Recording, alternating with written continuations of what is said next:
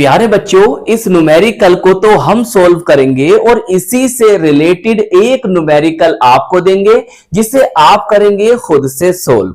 तो ये न्यूमेरिकल हमें कुछ इस तरह से दे रखा है। 48 ग्राम एथिलीन ग्लाइकोल C2H6O2 को 600 ग्राम जल में घोला गया। विलयन के हिमांक की गणना कीजिए। तो प्यारे बच्चों, हमें इस न्यूमेरिकल में विलयन के हिमांक अवनमन या हिमांक में अवनमन या हिमांक का अवनमन या हिमांक में होने वाली कमी कुछ भी लिखकर दे सकता है। तो इसको हमें क्या करना है, कैलकुलेट करना है, इसकी गणना करनी है और हमें विलयन के हिमांक की गणना करनी है। तो प्यारे बच्चों, हमें हिमांक अवनमन और विलयन के हिमांक की गणना करने के लिए हमारे पास कौन कौन से मान होने चाहिए, कौन कौन सी वैल्यूज होनी चाहिए कि हम जिनके द्वारा विलयन के हिमांक अवनमन और विलयन के हिमांक की गणना कर सकें। तो इस बात का पता चलेगा हमें इसके फॉर्मूले से।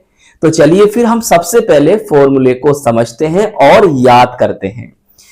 तो प्यारे बच्चों, विलयन के हिमांक अवनमन जिसे हम प्रदर्शित करते हैं डेल्टा TF से, इसको कैलकुलेट करने के लिए जो वैल्यूज चाहिए वो क्या है। अब जरा फॉर्मूला है, बहुत अच्छे से याद करना। देखिए, delta TF equal to 1000 into KF। KF क्या प्यारे बच्चों, KF है मोलल अवनमन स्थिरांक। क्या है, मोलल अवनमन स्थिरांक। और यहां विलायक कौन है, जल है। तो जल के लिए मोलल अवनमन स्थिरांक का मान होता है 1.86 केल्विन किलोग्राम पर मोल। सही। देखो प्यारे बच्चों, KF की वैल्यू उसने यहां पर लिखकर नहीं दी है, तो इसीलिए जल के लिए मोलल अवनमन स्थिरांक का मान 1.86 केल्विन किलोग्राम पर मोल होता है। इसे आप याद कर लीजिए। वो लिखकर भी दे सकता है और नहीं भी लिखकर दे सकता, जैसे इस न्यूमेरिकल में ये वैल्यू लिखकर नहीं दी। सही। फिर हमें चाहिए W2। W2 का मतलब होता है विलेय का भार या विलेय का द्रव्यमान। तो प्यारे बच्चों, आओ यहां पर ये लिखा है 48 ग्राम एथिलीन ग्लाइकोल को 600 ग्राम जल में घोला गया। आप इसको इसमें घोल रहे हो, तो ये कौन हो गया, विलेय। विलेय बोले तो सोल्यूट हुआ, और फिर ये कौन हो गया, ये विलायक हो गया, सोलवेंट हो गया। तो विलेय का द्रव्यमान कितना है, 48 ग्राम है। तो 48 ग्राम आपके पास विलेय आ गया बटे M2। M2 का मतलब होता है प्यारे बच्चों विलेय का अणुभार या विलेय का मोलर द्रव्यमान। तो ये तो आपको यहां पर नहीं दे रखा है, लेकिन आपको विलेय जो है, कौन है विलेय, एथिलीन ग्लाइकोल है, इसका रासायनिक सूत्र पता है। तो इसके सूत्र से आप इसका मोलर द्रव्यमान कैलकुलेट कर सकते हैं। कैसे, आइए तो कैसे करेंगे। देखो प्यारे बच्चों, कार्बन कितने हैं सर, 2 हैं, और कार्बन का परमाणु भार 12, तो गुणा 12 कर देंगे। प्लस हाइड्रोजन का परमाणु भार कितना है, हाइड्रोजन कितने हैं, 6 है, और परमाणु भार कितना होता है 1, गुणा कर देंगे 1। प्लस ऑक्सीजन कितने हैं, 2 हैं, तो गुणा 2। सही है। और ऑक्सीजन का परमाणु भार कितना होता है, 16 होता है। जब आप करोगे प्यारे बच्चों तो ये आ जाएगा 62, गुणा करोगे और जोड़ोगे तो 62 ग्राम पर मोल। तो ये होगा इसका मोलर द्रव्यमान। सही। अब प्यारे बच्चों, हमें चाहिए W1। W1 का मतलब होता है विलायक सोलवेंट का द्रव्यमान। सही है, या सोलवेंट विलायक का भार। तो यहां विलायक कौन है, जल है, और जल का हमें दे रहा कितना, 600 ग्राम। 600 ग्राम। अब देखिए, डेल्टा TF को कैलकुलेट करने के लिए हमारे पास ये वैल्यूज होनी चाहिए, और हमारे पास ये सब वैल्यूज मौजूद हैं। तो बस अब आप क्या करेंगे, इन सभी वैल्यूज को इस फॉर्मूले में रखेंगे और डेल्टा TF के मान को कैलकुलेट कर लेंगे। चलिए रखते हैं वैल्यूज इस तरह से, 1.86 इंटू 48 बटे 62, और इसकी वैल्यू कितनी है, 600। यही है, बताइए समझ में आ रही है बात। चलिए अब प्यारे बच्चों, अगर आप देखें तो इन 2 जीरो से ये 2 जीरो चला गया, और ये इससे 8 बार चला जाएगा, और जब आप इसे इससे भाग दोगे ना तो ये आएगा 0.03। सही। अब देखिए आपके पास क्या वैल्यूज बची हैं। TF देखिए यहां पर 10 बचा है, 0.03 बचा है और आपके पास 8 बचा है। देख लो यही बचा है ना।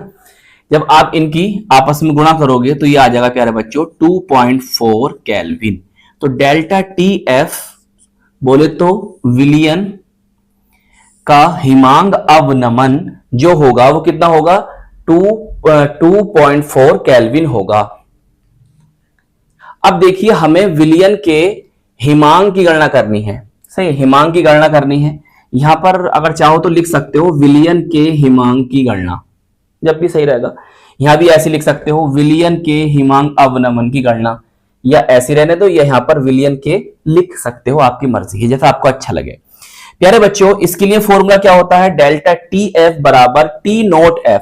ये T नोट F क्या है, ये है प्यारे बच्चों शुद्ध विलायक प्योर सोलवेंट का हिमांक। सही, शुद्ध विलायक का हिमांक माइनस TF, ये है विलियन का हिमांक। तो हमें TF को कैलकुलेट करना है, ये माइनस का है, इसे हम इधर ले आएंगे तो प्लस का हो जाएगा, और डेल्टा TF को उधर ले जाएंगे वो माइनस का हो जाएगा। अब देखो प्यारे बच्चों यहां पर विलायक कौन है, विलायक है आपका जल, और जल का हिमांक हम सब जानते हैं कितना होता है, इतना होता है। सही है, 273.15। क्लियर। अब यहां पर आप लिख दोगे इतना, और TF अभी डेल्टा TF आपने निकाला है कितना, 2.4। बताइए इतनी बात समझ में आ रही है नहीं आ रही है। जब आप इसे यहां से लेस करोगे कितना आ जाएगा, केल्विन। सही, ये होगा विलियन का हिमांक, विलियन का हिमांक होगा। प्यारे बच्चों किसी बुक्स में आपको 273.15 ना लिखकर 273 भी लिखा मिल सकता है, तो कंफ्यूज नहीं होना। लेकिन एनसीईआरटी में ये मान लिखा हुआ है, तो मैंने एनसीईआरटी के अकॉर्डिंग यहां पर ये मान लिखा है। सही है, और ये होगा आपका आंसर। तो प्यारे बच्चों आप नीचे ना यहां पर लिख देना अतः करके, क्या लिख दोगे, अतः विलियन का हिमांक अवनमन 2.4 केल्विन तथा विलियन का हिमांक 270.75 केल्विन होगा। सही है, चलिए नोट कर लीजिए, आपका न्यूमेरिकल सॉल्व हो गया। तो चलिए फिर प्यारे बच्चों इस न्यूमेरिकल को आप करेंगे खुद से सोल्व। तो आई होप ये न्यूमेरिकल आपको बहुत अच्छी तरह से समझ में आ गया होगा। तो प्यारे बच्चों इस वीडियो को लाइक कीजिएगा, अपने दोस्तों में, अपने साथ के पढ़ने वालों में जरूर शेयर कीजिएगा, और अगर चैनल पर नए हैं तो चैनल को सब्सक्राइब भी कर लीजिएगा। हम मिलेंगे आपको इसकी नेक्स्ट वीडियो में। जय हिंद, जय भारत।